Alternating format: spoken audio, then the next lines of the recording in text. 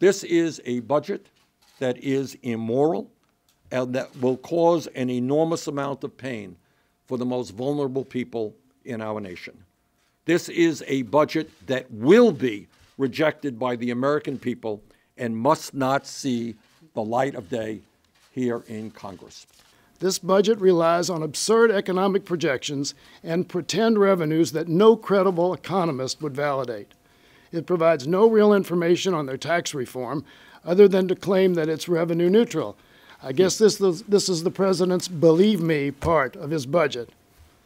If Donald Trump used these budgeting techniques in his business, not even the Russians would invest in his projects. With all due respect to the president, we aren't going to take his word for it, particularly when no one else will. And he also fails to recognize that nothing brings more to the Treasury than the education of the American people, early childhood, K through 12, higher education, lifetime learning. Nothing brings more money to the Treasury to reduce the deficit. So it's a false economy.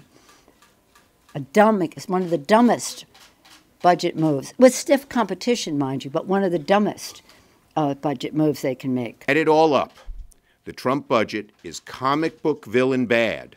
And just like comic books, it relies on fantasy to make all the numbers work.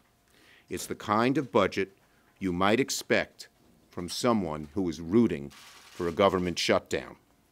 I'm optimistic it'll be roundly rejected by both parties here in the Congress.